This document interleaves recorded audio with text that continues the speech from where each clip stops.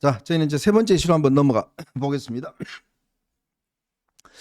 자, 지금요, 이 조희대 대법원장을 낙마시키기 위한 지금 민주당의 공세가 집요하게 지금 진행이 되고 있습니다. 오늘 국회 법사위에서 이 대법관 청문회가 열렸습니다.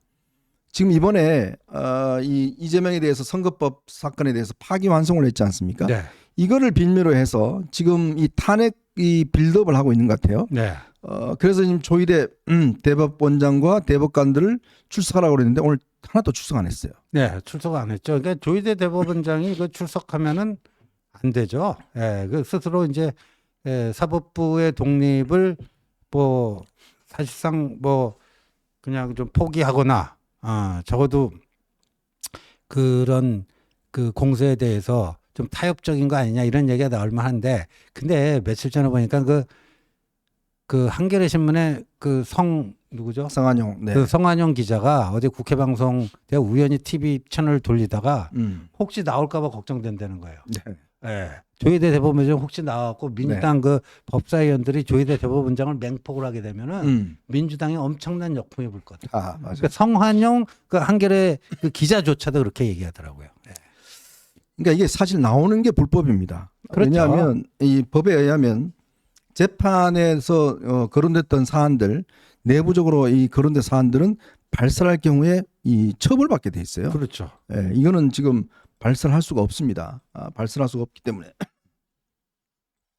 이거는 하면 안 되는 것이고요. 지금 그래서 오늘 청문회를 함과 동시에 지금 공직선거법에 이번에 이재명이 걸린 이 그 허위사실 공표 네. 관련된 관련된 행위 요 부분을 빼는 법안을 지금 제1소위로 넘겨버렸어요. 예, 오늘 뭐 네. 법사위에서 뭐 처리를 한 것 같던데, 그러니까 면서법이죠, 면서법. 네, 면소법. 그러니까 네. 이재명을 아예 공소 기각을 할 수 있는 법안을 지금 이번에 해서 올려버린 겁니다. 예, 그러니까 공직선거법 250조 1항 허위사실 공표죄 이거에 대해서는 처벌을 못 하게끔 아예 면소를 해버린다는 면소를 거예요. 해버리게. 예, 그 저 법안이 6월 3일 이재명의 당선이 확정돼갖고 6월 4일 취임하면 취임 직후에 저거를 통과시킨 거죠. 본회의에서 통과시키면 네. 이재명이 거부권 행사 안 하면 그냥 그 법안이 법률로 성립이 되잖아요. 네. 그럼 그런 상태에서 고법이 됐던 지금 고법이 그 판결을 지금 대선 이후로 미루지 않았습니까? 네.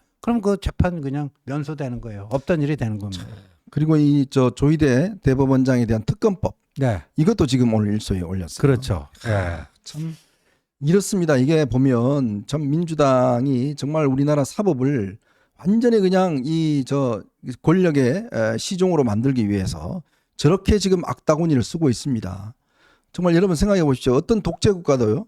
이 독재국으로 가는 길 첫걸음이 바로 이 사법을 아니 권력이 장악하는 겁니다.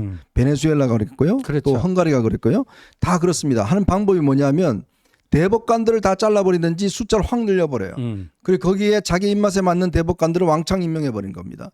그러면서 사법부가 절대 권력자의 어떤 부정적인 이런 판결을 못 내리도록 만들어 버린 거예요. 실제로 이 베네수엘라가 그랬습니다. 차베스 시절에 당시에 대법관들 30명을 다 잘라버리고 30명을 새로 임명했더니 한 15년 동안 정권에 불리한 판결은 한 건도 안 내렸어요. 예. 그렇게 만들어 버린 겁니다. 지금 대한민국 사법부가 그래도 정말 김병로 초대 원장부터 시작해서 정말 이 사법 독립을 지켜왔던 그 참 이 영광스러운 사법부인데 이거를 지금 완전히 권력의 종으로 만들겠다는 거예요. 그래서 오늘 저 한동훈 대표가 또 몇 시간 전에 페이스북에 글을 하나 또 썼습니다. 네. 그거 보면요, 올려주세요. 요즘 열일합니다 아주. 예. 이재명 민주당이 동네 깡패처럼 통과시키고 있는 이재명 재판 중단 형사소송법 개정안, 공직선거법에서 이재명 처벌 근거 삭제, 이게 아까 면소시킨다는 거죠. 네. 이 두 희대의 악법들은 명백한 위헌이다. 네. 특정한 오직 한 사람 이재명을 형사처벌 받지 않게 하기 위한 노골적인 처분 입법이다.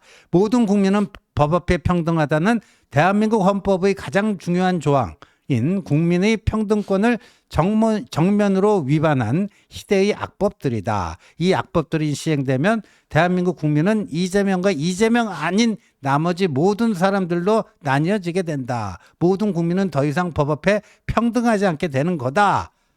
이렇게 하면서 본인은 하여간 목숨 걸고 싸우겠다. 네. 목숨 걸고 싸우겠다.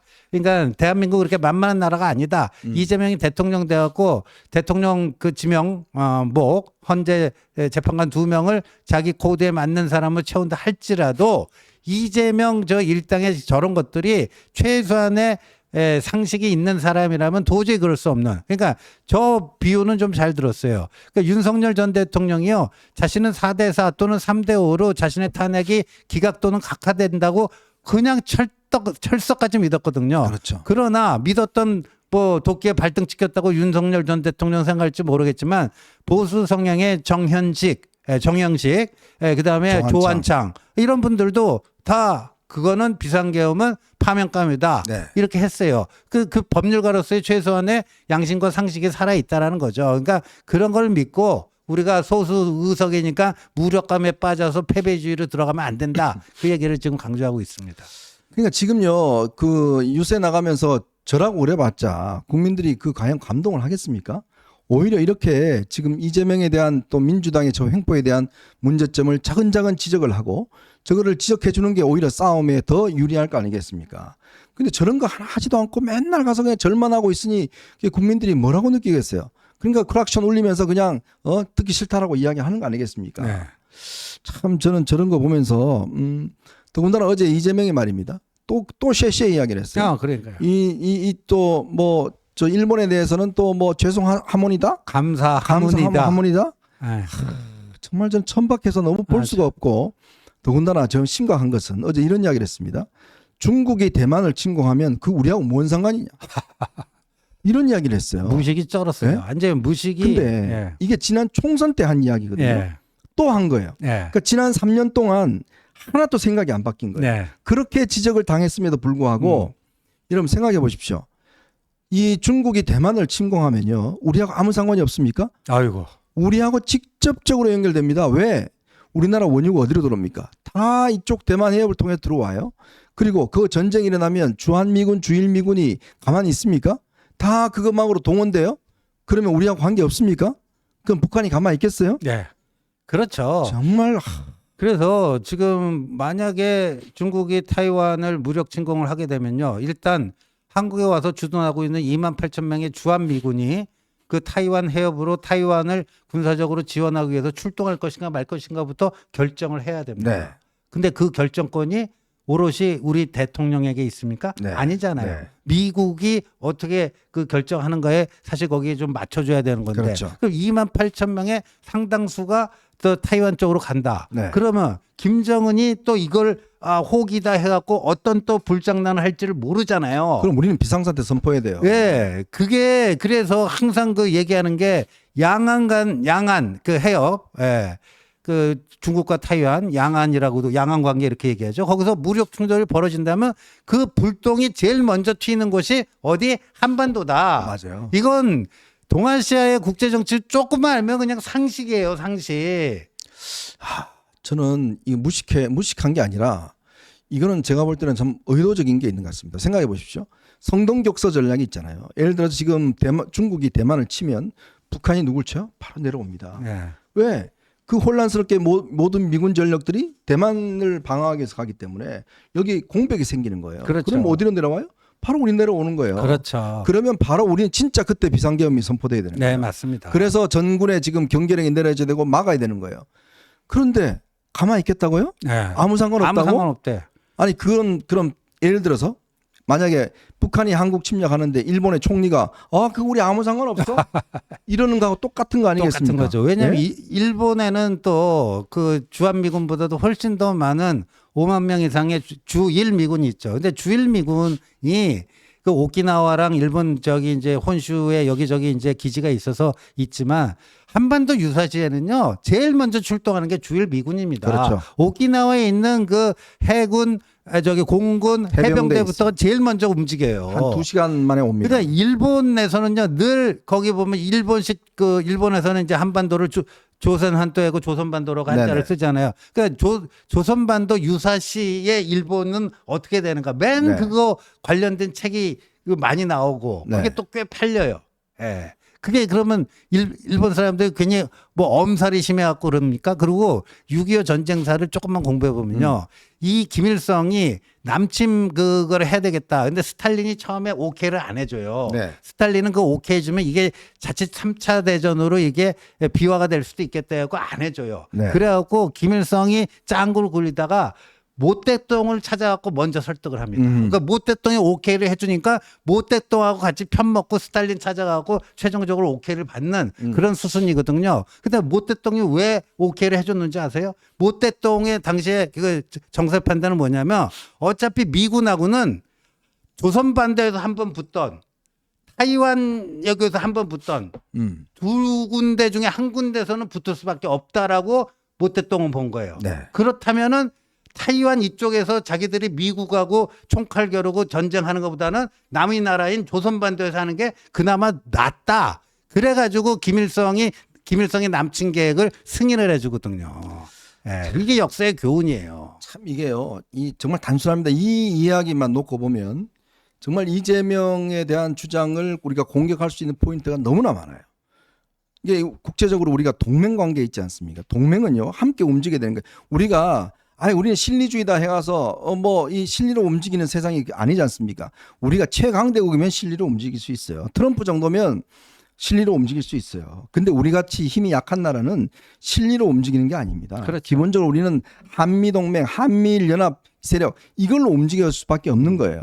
근데 지금 뭐 자기는 세시하고 다니면 되고 네. 감사합니다 하면 다 끝난다고요? 이게 말이 되는 소리입니까? 이게 진짜 이재명의 안보관이라면 정말 위험한 거예요. 그러면 이 문제를 지금 그 감독님 그 한동훈 대표가 올린 거 있죠. 그거 한번 보여주세요. 이 문제를 이 관련해서 이 네, 문제를 정확히 지적할 수 있는 사람이 김문수가 지적할 수 있겠습니까? 그러니까요. 공격할 수 있겠어요? 이재명한테? 예.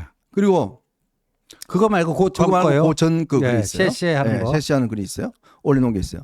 그러니까 이런 것들을 정확하게 포인트를 잡아서 지금 공격을 해주고 지금 그 수많은 지금 저 국회의원들 전문가들 뭐 합니까? 이걸 왕창 이걸 해서 이재명의 안보관과 이재명의 지금 이 군사 전략 문제에 대해서 지적을 해야 될 거 아닙니까? 그렇죠. 그 맹폭을 해야 되는데 우리는 윤통 자진 탈당하느냐 마느냐 이런 거 갖고 지금 밀당을 하고 있어요. 예. 그러니까 정말 저희가 답답해서 하는 이야기입니다. 정말 이런 것들이 이재명의 약점들을 국민들에게 알 수 있도록 저 사람이 얼마나 위험한가를 알 수 있도록 조목조목 지적해주는 그런 역할들을 지금 의원들이나 선대위에서 해줘야 되는데 뭐 하는지 모르겠어요. 지금 뭐 계속 대통령 탈당이니 많이 이런 문제 가지고만 시간을 지금 소비할 상황이 안 되지 않습니까? 그렇죠. 참 안타깝습니다. 이게 이런 식으로 되면 선거에서 참 저는 안타깝습니다. 제대로 이게 그 대응을 할 수 있을지. 자, 그리고요. 저희가 이 마무리를 하면서 이 칼럼 하나를 좀 소개를 해드리겠습니다. 오늘 서울신문과 국민일보에 이 두 개의 칼럼이 있는데요. 우선 그 국민일보 칼럼부터 한번 볼까요? 지더라도 잘 지는 게 중요하다라는 신종수 편집인의 이 칼럼인데, 그러니까 어떤 선거를 하더라도 그 이후에 어떤 이걸 하기 위해서는 참패를 하면 안 된다. 최소한의 견제와 균형도 어려워진다. 자, 그러기 위해서는 첫 번째 계엄 비호와 탄핵 반대에 대해서 사과를 해야 된다. 그리고 윤 전 대통령의 관계 설정을 확실하게 해야 된다. 그리고 정강훈과 거리두기를 해야 된다. 그리고 단일화 약속 번복을 사과해야 된다. 이 네 가지를 이 신종수 편집인이 지적을 하고 있습니다. 자, 이어서 이 서울신문 황수정 논설 실장의 또 칼럼도 있습니다. 오죽했으면 국힘이 차라리 이준석 아래 텐트를 쳐라 이런 이야기를 지금 할 수 있을까요? 그러니까 오죽 답답했으면 이제 저런 얘기까지도 하고 있는 거죠. 김문수로는 도저히. 예. 그리고 저 칼럼 보면은 김문수가 이제 전당원 투표로 한덕수 그걸 몰아내고 최종 후보로 확정된 게 정치적 횡재를 했는데, 네. 근데 그게 정말 자신에게 그 어떤 행운인지 그 의미를 잘 모르는 것 같다. 그런 그렇죠. 얘기도 있어요. 네. 참 안타깝습니다. 이렇게 참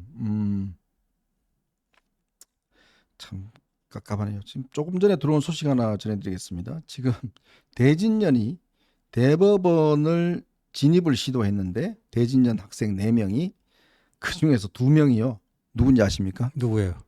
평양 가서 딸난 황선이라고 있죠. 아, 황선. 네. 딸란. 2딸이래요. 어. 딸 둘이래요. 아, 딸 둘이에요? 네. 2딸이에요? 2딸이 전부 다 이 진보연합 음. 이 회원인데 이들이 지금 이번에 또 저기 뭡니까 대법원 아, 점거하러 들어가서 저렇게 체포됐다는 소식이 있습니다.